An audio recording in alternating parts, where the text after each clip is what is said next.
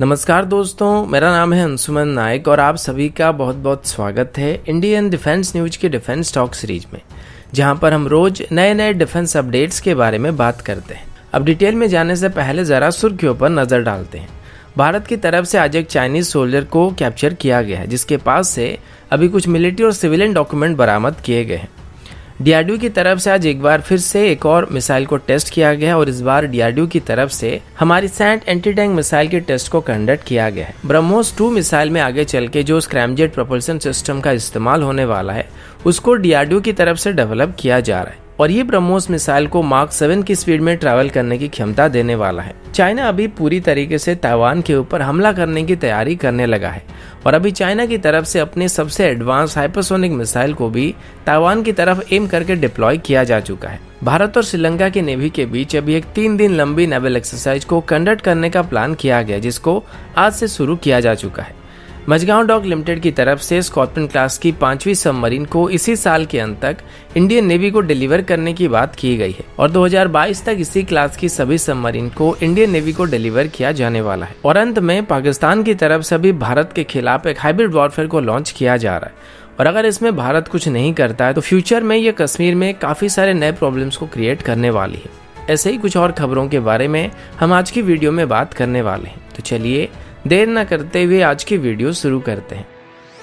आज की पहली अपडेट भारत और चाइना को लेके है। आज सुबह इंडियन आर्मी की तरफ से एक चाइनीज सोल्जर को लाइन ऑफ एक्चुअल कंट्रोल के पास से पकड़ा गया है। रिपोर्ट के मुताबिक आज सुबह इंडियन आर्मी की तरफ से एक चाइनीज सोल्जर को डेमचौक एरिया के पास घूमते हुए देखा था और उसके बाद इंडियन आर्मी की तरफ से उसको अपने हिरासत में लिया गया था। इस सोल्जर का नाम वांग या लुंग है और ये चाइनीज आर्मी के कॉर्पोरल रैंक का ऑफिसर है। ये चाइना की सांजियान टाउन का रहने वाला है, जो कि सिजियान प्रोविंस में आता है। इंडियन आर्मी के ऑफिसर के स्टेटमेंट के मुताबिक इस ऑफिसर के पास अभी कुछ सिविलियन और मिलिट्री डॉक्यूमेंट भी पाए गए हैं और उसके बताने के मुताबिक वो चाइनीज आर्मी की फायरआर्म्स को रिपेयर करने का काम करता है। अब इसके लापता होने के बारे में भी पीपल लिबरेशन आर्मी की तरफ से इंडियन आर्मी को इन्फॉर्म किया जा चुका है और आर्मी का कहना है कि पीपल लिबरेशन आर्मी के सोल्जर को कब्जे में लेने के बाद उसको सबसे पहले तो इंडियन आर्मी की तरफ से मेडिकल फैसिलिटी, ऑक्सीजन और गर्म कपड़े वगैरह दिए गए थे, क्योंकि उसकी हालत काफी खराब थी और अभी उसको पीपल लिबरेशन आर्मी को वापस भी लौटा दिया जाएगा। लेकिन इससे पहले भी कुछ बातें संदेहजनक है कि अकेला इंडियन साइड में आके क्या कर रहा था और इसके पास जो सिविलियन और मिलिट्री डॉक्यूमेंट पाया गया था उनका क्या मतलब है। हो सकता है ये जासूसी करने के लिए या इंडियन पोजीशन के बारे में पता लगाने के लिए इस साइड में आया होगा या फिर कुछ और भी पॉसिबिलिटी यहाँ पे हो सकती है, क्योंकि जब दोनों तरफ से इतने ज्यादा ट्रूप्स वहाँ पे डिप्लॉय किए गए हैं और बॉर्डर में इतना सारा तनाव चल रहा है, ऐसे में किसी आम सोल्जर का रास्ता भटक जाना और दूसरे साइड में चले जाना, ये बात हजम नहीं हो रही है। ये बात अलग है कि जब कोई नॉर्मली छोटी पेट्रोल पार्टी पेट्रोलिंग करने के लिए जाती है तो उस दौरान वो रास्ता भटक सकते हैं या फिर कहीं गुम हो सकते हैं, लेकिन अभी जैसे हालात चल रहे हैं ऐसे में किसी एक चाइनीज सोल्जर का रास्ता भटक के इंडियन साइड में चले आना, ये बात हजम नहीं हो रही और ये संदेह करने पर मजबूर कर रहा है। अगला अपडेट सैंड यानी कि stand up anti tank missile को लेके है। आज उड़ीसा तट से एक बार फिर से सैंड मिसाइल का एक सफल परीक्षण को कंडक्ट किया गया है। इसे आज उड़ीसा तट से MI-35 हेलीकॉप्टर से फायर किया गया था और साथ ही 24 घंटे के अंदर इसकी एक और टेस्ट को भी कंडक्ट किया जाने वाला है। सैंड मिसाइल हमारी हेलिना मिसाइल का एक अपडेटेड वेरिएंट है, जिसको डीआरडीओ की रिसर्च सेंटर इमराट की तरफ से डेवलप किया गया है और आगे चल के इसे हमारे अटैक हेलीकॉप्टर फ्लीट जैसे कि रुद्रा या फिर लाइट कॉम्बैट हेलीकॉप्टर में भी इंटीग्रेट किया जाएगा।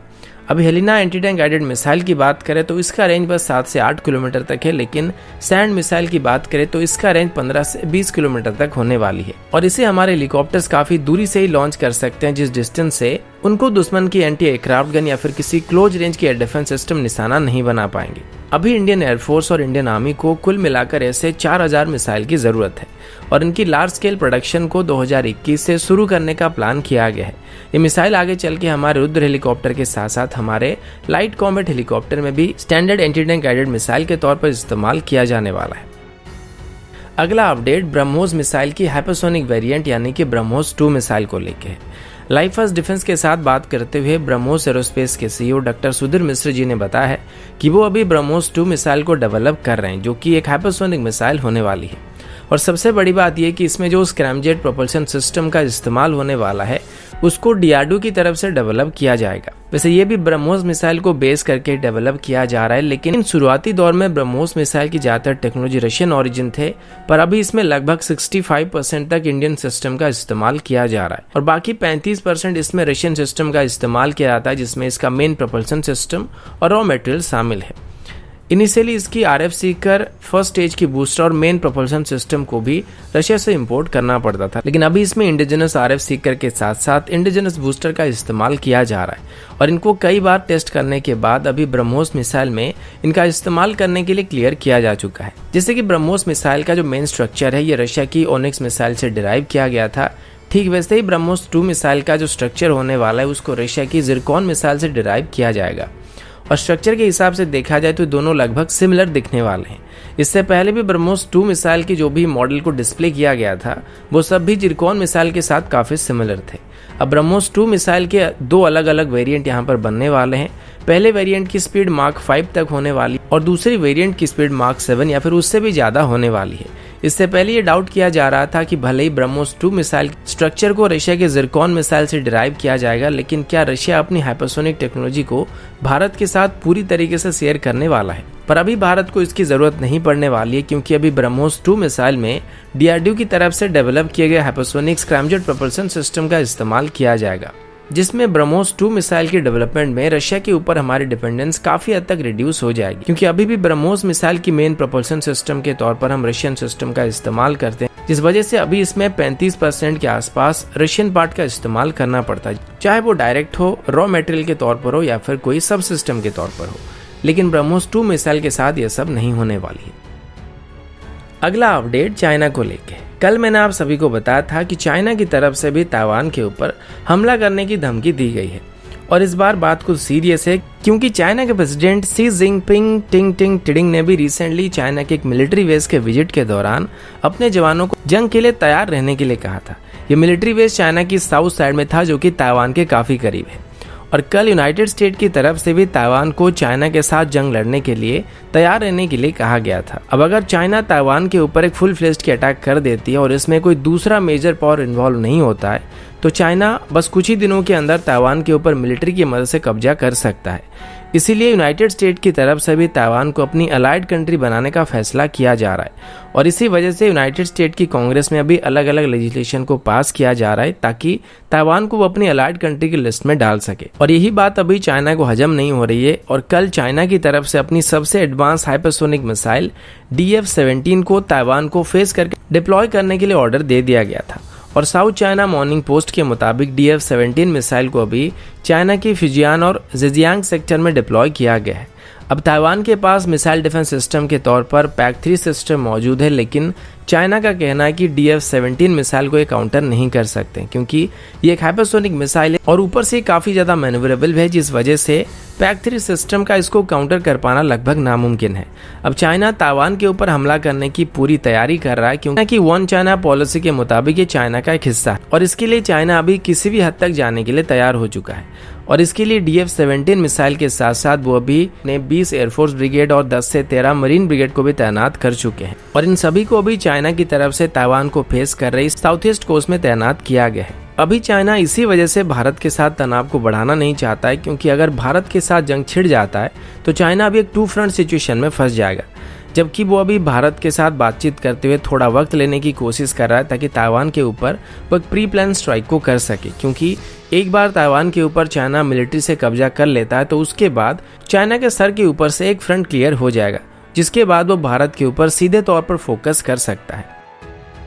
अगला अपडेट इंडियन नेवी और श्रीलंकन नेवी की तरफ से है। पीटीआई की रिपोर्ट के मुताबिक भारत और श्रीलंका के नेवीज के बीच अब एक 3 दिन लंबी मिलिट्री एक्सरसाइज को कंडक्ट करने का प्लान किया गया है। इस एक्सरसाइज का नाम सिलनेक्स है और इसे हर साल इंडियन नेवी और श्रीलंकन नेवी के बीच कंडक्ट किया जाता है। इस बार इस सिलनेक्स एक्सरसाइज का 8वां एडिशन होने वाला है और इसमें complex naval manoeuvres, surface to surface और सरफेस टू एयर ड्रिल्स को कंडक्ट किया जाएगा। इसमें इंडियन नेवी की तरफ से अपनी anti submarine warfare corvette INS Kamorta और INS किल्टन के साथ advance light helicopters, Dornier aircraft और चेतक हेलीकॉप्टर्स को डिप्लॉय किया जाएगा। साथ ही श्रीलंका की तरफ से इसमें अपनी ऑफशोर पेट्रोल वेसल शौर्य और ट्रेनिंग शिप गजबाहु को डिप्लॉय किया जाएगा। अभी भारत की बात करें तो भारत पिछले कुछ महीनों के अंदर इंडियन ओशन रीजन में अपनी पकड़ को मजबूत करने की काफी कोशिश कर रहा है और साथ ही पड़ोसी देशों के साथ और स्पेशली श्रीलंका के साथ बेहतर संबंध को बनाने की कोशिश कर रहा है, क्योंकि अगर श्रीलंका में चाइना अपनी प्रेजेंस को बना लेता है तो ये इंडियन नेवी के लिए काफी मुश्किलें पैदा कर सकती है।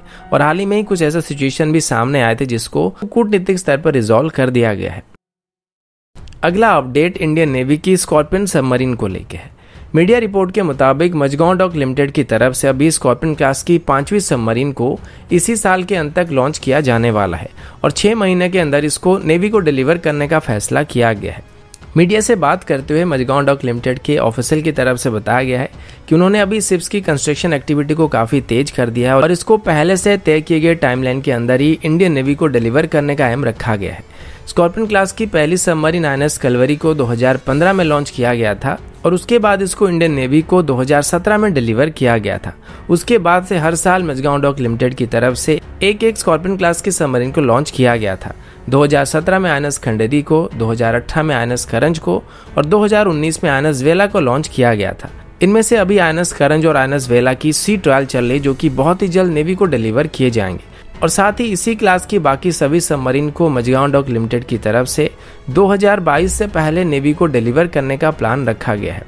इंडियन नेवी के पास अभी कुल मिलाकर 17 सबमरीन मौजूद है, जिनमें से 2 nuclear power ballistic missile submarine, 1 nuclear power attack submarine और बाकी 14 कन्वेंशनल सबमरीन है। लेकिन इनमें से बस 2 ही एडवांस मॉडर्न सबमरीन है जिनको हाल ही में इंडियन नेवी में शामिल किया गया है। अब प्रोजेक्ट 75 के बाद मझगांव डॉक लिमिटेड अभी प्रोजेक्ट 75I के अंदर भी सबमरीन्स को इंडियन नेवी के लिए मैन्युफैक्चर करने वाले हैं। इसमें भी 6 कन्वेंशनल सबमरीन को बनाया जाएगा जिनमें AIP सिस्टम मौजूद रहेगा, लेकिन इस बार इसमें मझगांव डॉक लिमिटेड के साथ L&T शिपयार्ड को भी शामिल करने का फैसला किया गया है।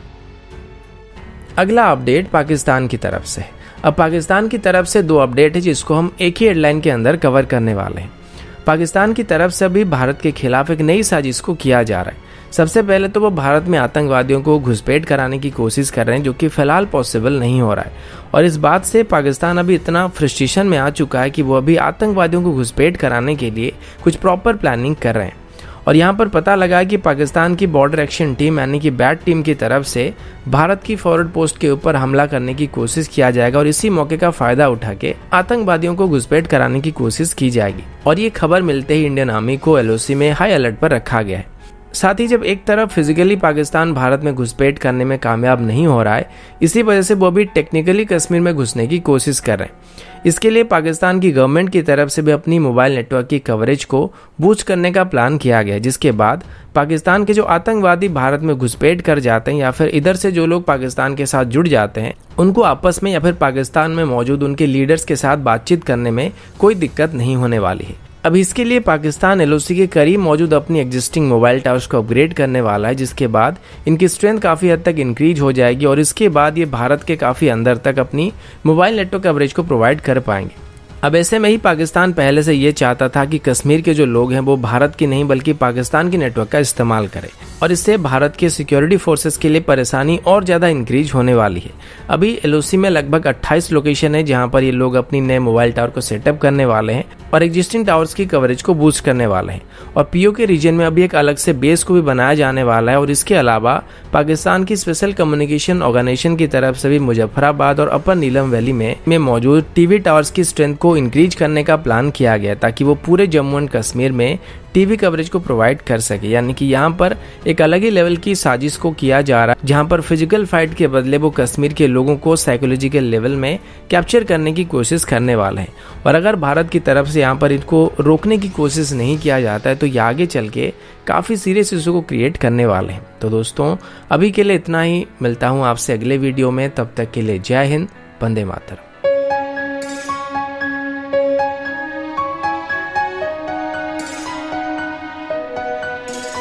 Okay.